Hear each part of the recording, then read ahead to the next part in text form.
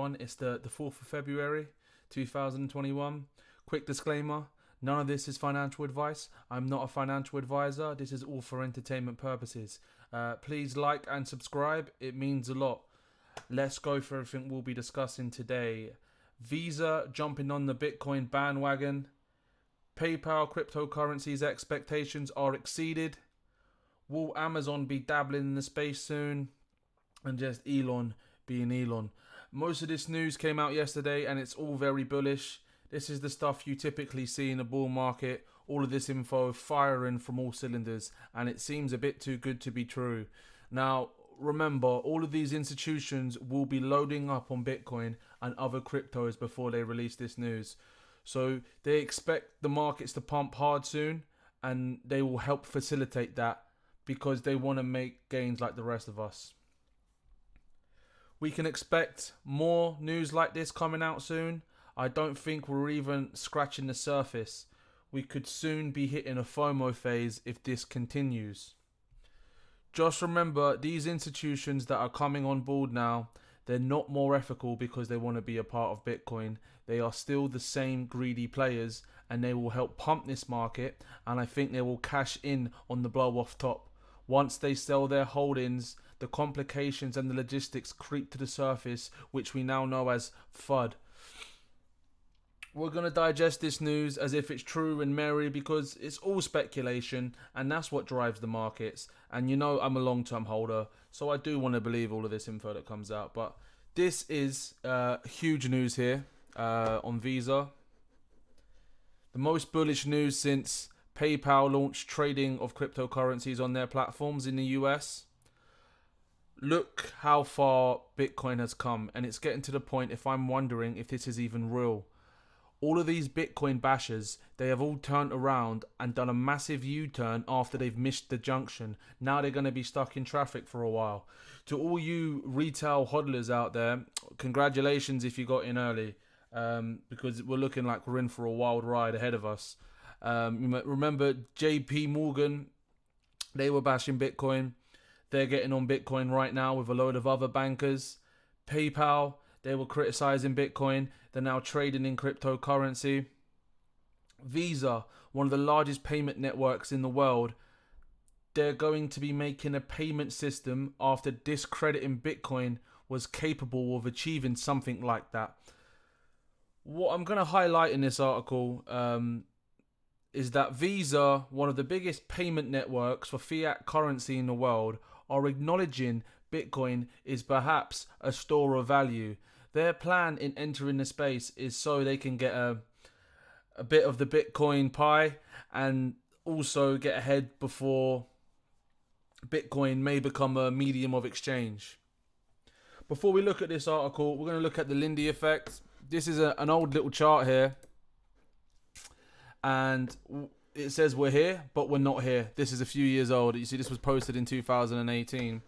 And what happens, what this chart kind of shows is where we're going to end up eventually with Bitcoin. And it's obviously speculative and it's not something to completely go off. But it has, you know, it's fun to use, and it intrigues the imagination and it gets the cogs turning. So the green points here, they're not the point. The main thing here are the things are in blue. So reliable store of value and widespread medium of exchange. We're now at this point where I think we are being recognized as a reliable store of value, because this is why Visa are jumping into the space.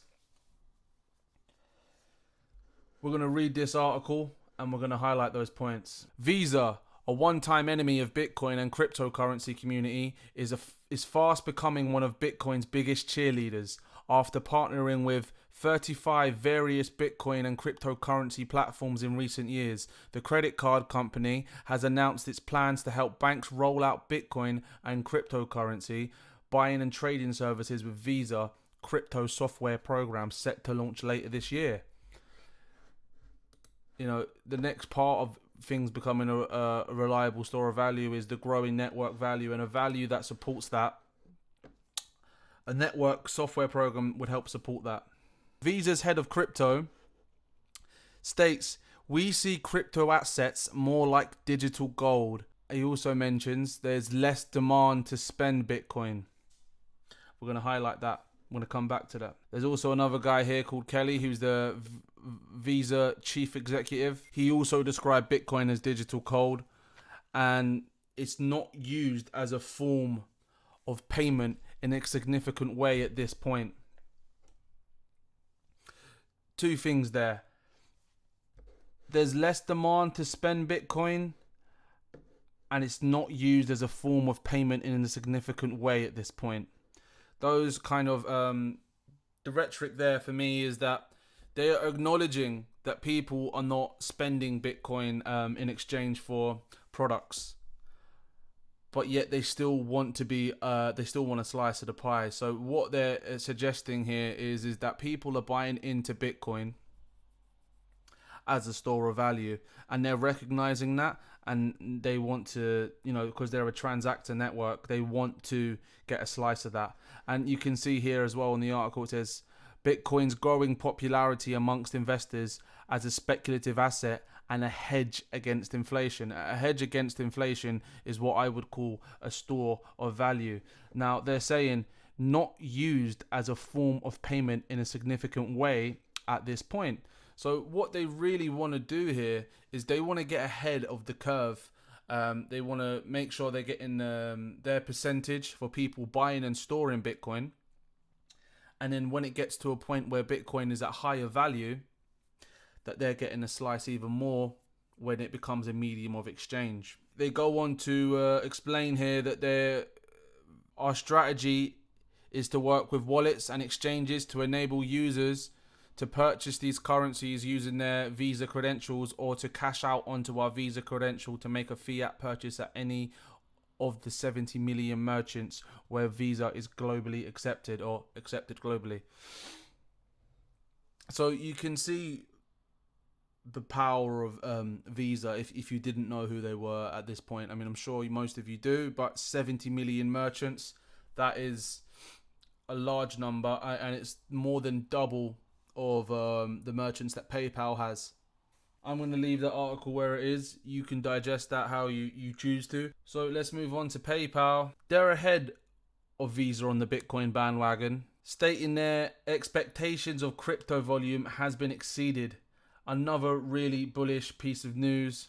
Highlights of the article here is that they're investing further into the crypto space, and it's focusing on making it accessible to all 29 million merchants that use PayPal's platform. They are planning on using Bitcoin as a medium of exchange this year, later on in the year. So they think crypto is ready for this. Guys, the crypto race has now begun because PayPal and Visa, they're rivals, and they're accelerating the space quicker and faster than we can imagine. I question their agenda, really. I'm sure they will be cashing in on this bull run. All this positive news that is coming out about them, they'll pull the rug from under us and cash in with some FUD, most likely. But the crypto race has begun, and they don't know the beast they're beginning to feed by accepting payments on their platforms. Moving on to Amazon. Jeff Bezos is stepping down, if you haven't heard. And this article here, it's a bit of a reach, but it raises some good points down here.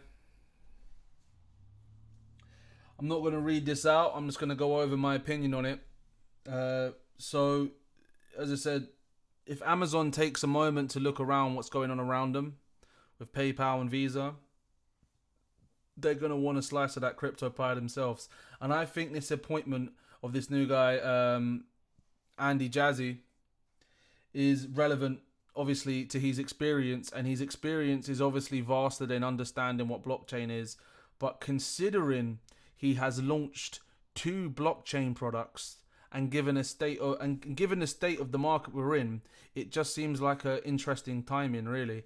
So, it says he's given a mixed review to crypto, really, but we know that disregarding crypto at this point is like an initiation. So this was back in 2018 that he disregarded crypto in some way. So in 2021, he's probably a BTC whale. Obviously, I'm only messing, but let's just say I wouldn't be surprised by that. So all bullish news really across the board, and the markets are looking healthy. Let's go on the coin market cap here. The markets are still looking healthy. Everything is pumping, really. Everything's moving along quite nicely, and we'll see where we end up. Just gonna touch on basically Elon Musk here,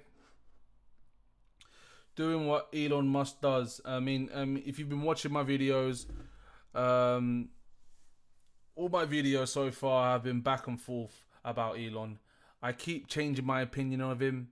So if you haven't been watching the videos, initially I was bothered by Elon because the way he just put hashtag Bitcoin in his bio, causing the market to pump and dump. And he didn't explain his stance for a couple of days at least. And it made me question his agenda, especially with the whole WSB thing going on at the time. He has such a huge influence on the market, and he's just being very playful with it, and I don't enjoy that too much when it comes to Bitcoin. He then came on to the Clubhouse app Sunday, just gone, and explained that he understood his influence over the markets, and he needs to be careful of what he says. He goes on to say good things about Bitcoin and that it's on the verge of financial acceptance by institutions, which has been discussed in this video. It almost seems that he knew the news ahead of this week, and he explained everything that he had to do with Doge before was a joke. And I thought to myself, Elon, great job. He's came out and been transparent about it, and overall it's healthy for the space. I also said in my previous video, I was concerned about what would happen to the market if he took Bitcoin out of his bio. But him explaining his stance made me put more faith in him. So we're just going to have a look at his Twitter now. Obviously, you guys can see that he's took hashtag Bitcoin out of his bio. And he has just went on this absolute Doge rant. He just went Doge. He just tweeted Doge. There's a rocket here of Doge going up. Is obviously Simba being held by, or Doge being held by Elon. Doge is the people's crypto. No highs, no lows, only Doge. Next time we try pull up method. Sandstorm is a masterpiece. I become meme. Destroyer of shorts. Now, first of all, guys, I mean, if anyone's watching this at this point, guys, help me on this. Do you think this guy is positive for crypto? To me, he's just messing around, and maybe he's thinking more money that piles into Doge goes back into the space, which is a positive.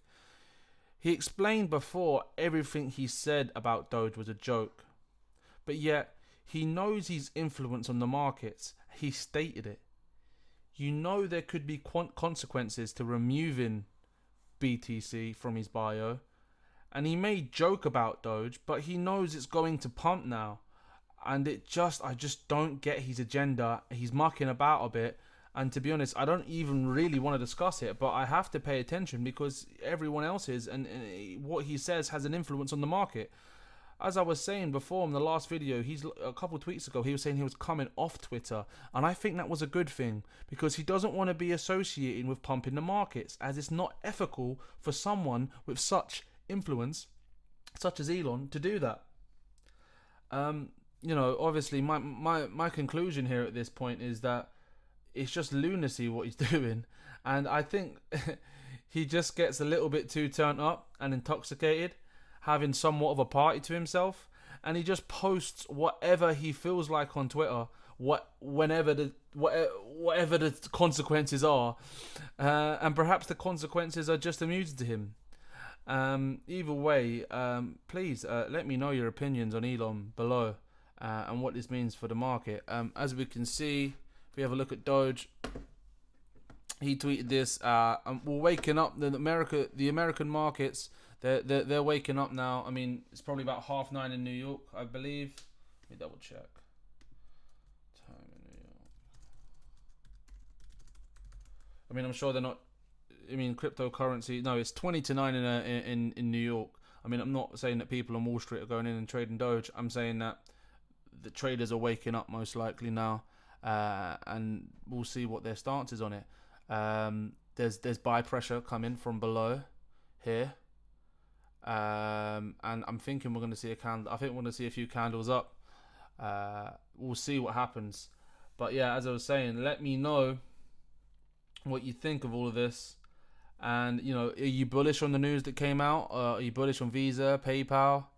Do you think Amazon's going to get involved in this space? It seems like it's not really an option for people anymore. It seems the way that everyone has to head is to get involved in this space somehow or another, because digital assets are the future in a digital world.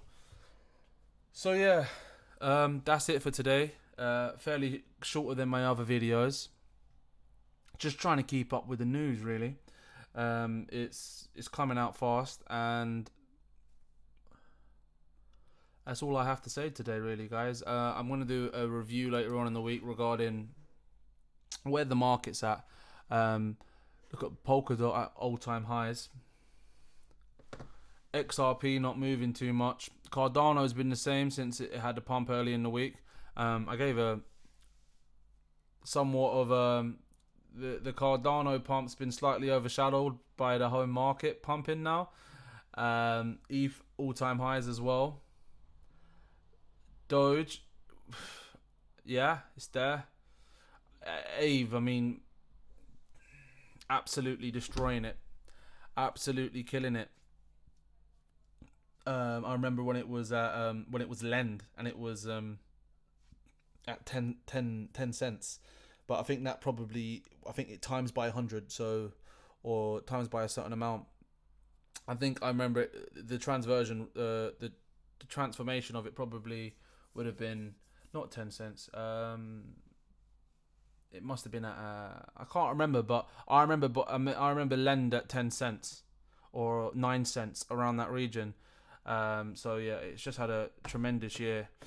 Absolutely, not even, it's a new year now, but it had a tremendous last year, and it's kicking off this year. What else do we have here? EOS. I remember buying in on EOS a long time ago, a couple of years ago. It's just been one of those non-performers like Tron this bull market. Very disappointing to see it at 3 cents. I remember in 2017 it went up to, I believe, $25. Sorry, 3 cents. $3 it's at now, and it went up to $25 the last bull market. Tron, I remember Tron going up to 38, 40, specifically on HIT BTC. They seem to be pushing the market up really high on that exchange. I don't recommend that exchange to anyone, by the way. I don't recommend anything, but I don't use that exchange. That's not a bit of me. SNX, that was $1 last summer. Absolutely killing it. People think these numbers, they can go to 100. People think SNX can go to 100. They think RV can go to 800. Look, I mean, it's kind of a bit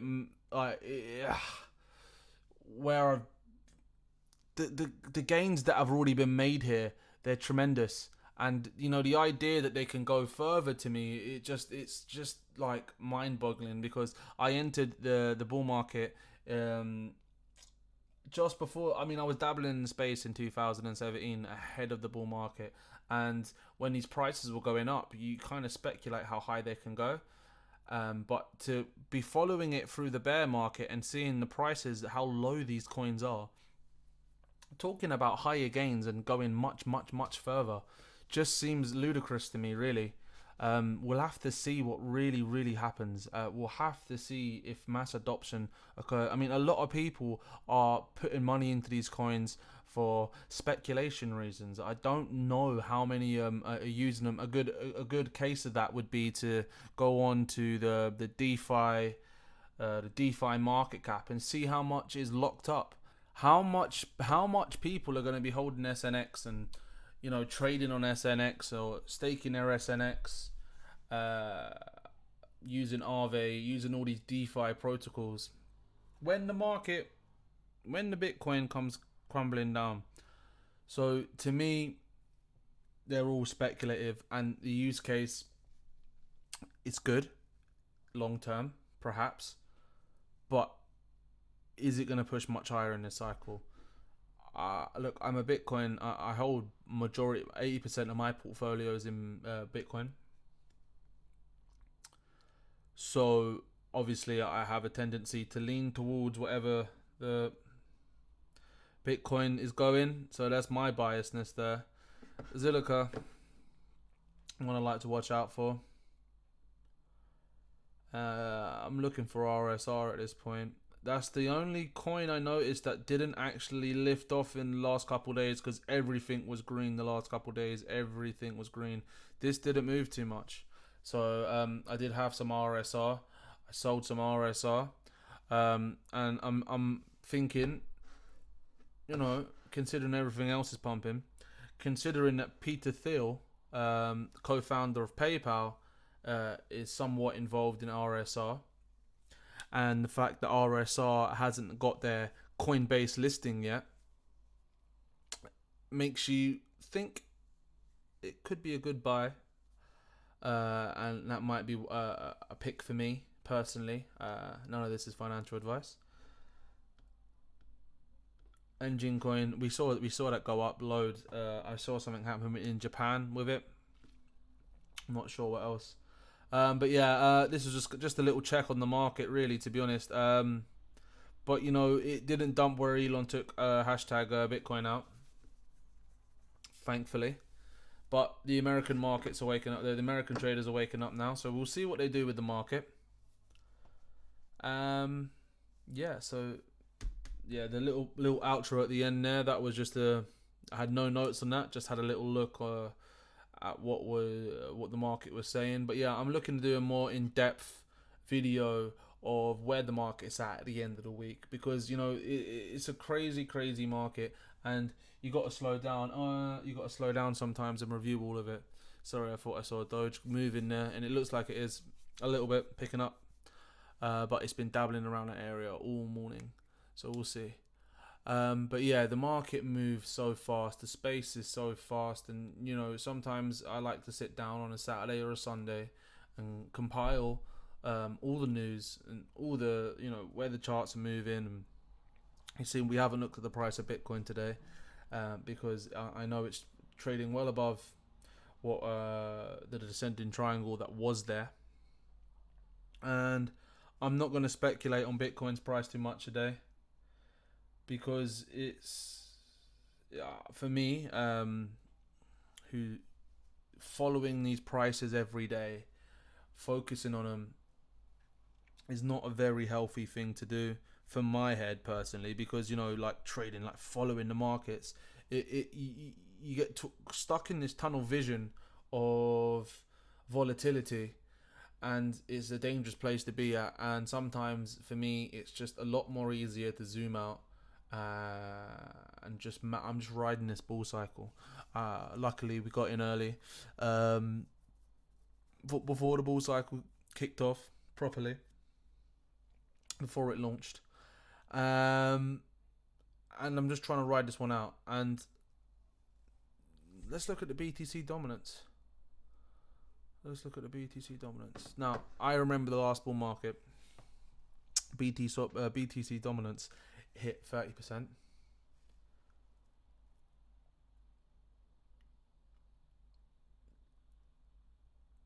And there's better coins this time around. I don't think it can happen again, but I'll be interested to see. I mean, everything's at all-time highs as it is. So I don't think BTC dominance is something that's going to go down too much. But look, let's just see what happens. I mean, it's a factor to remember. That was the alt season. Now, BTC dominance went down particularly at the most around the December period, because I think BTC was at its all-time high in 2017 in the Christmas. And I think perhaps what made the dominance drive up a little bit was that the Bitcoin retraced, no one knowing it was the blow off top, or people who are in the game and know more than I did at the time. What happened was BTC retraced, and all these other coins, altcoins, were absolutely pumping, absolutely going for it. And I think at the time it perhaps distracted everyone else from what was really going on. So one for me to watch out there. But it's cool reliving these experiences. And if you're holding, if you're like me, holding on, just waiting, time in the market, it's good to just chill out and stop trying to throw your coins in certain areas and trying to make a quick flip and da da da da. Like, if you're just getting involved in the space, Bitcoin, Ethereum, all of those are really safe bets. But you're buying some coins at all-time highs, so the risks are high at this point. The risks are high. But people are talking 10x. People still think Ethereum can hit 10k. People hit Ethereum can hit 20k. That's the numbers people are talking, and they're not numbers that these crazy lunacy people are talking. Like, these are people that are respected within the community that are talking numbers around 10k Ethereum and 20k Ethereum. Do you know how crazy of a cycle that would have to be for that to happen? When Bitcoin hit 20k, it wasn't even like at £1,600 in that $1,600 in that cycle. I believe so. I mean, if it was, how about we'll look over it and we'll discuss the numbers that we're talking. We're talking 20x Ethereum from here, or 10x Ethereum from here. With the gas fees that the Ethereum, I saw someone trying to transfer something the other day. It was like, guys, the pain. If you're transferring Ethereum, you've seen the price hikes of gas fees for Ethereum. I'm not a big, I hold Ethereum. I hold it purely as an asset. I don't, so, we'll see. How much higher can the price go with the gas fees as they are? With, you got Cardano coming up here. If they launch their projects and they hit their targets that they set out, yeah, if that happens, and they got the ERC20 coin converter, would it be easier for these coins to launch on a different project that has lower fees?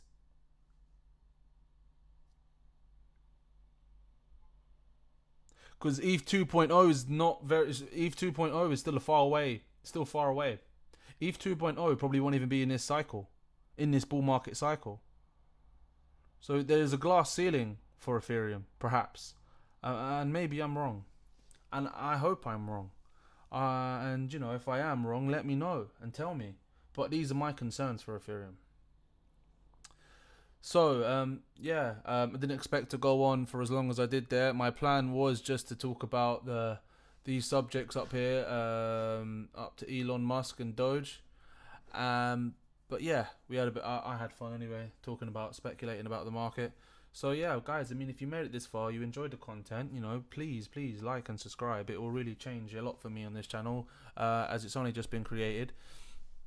So we'll see what happens. Cheers.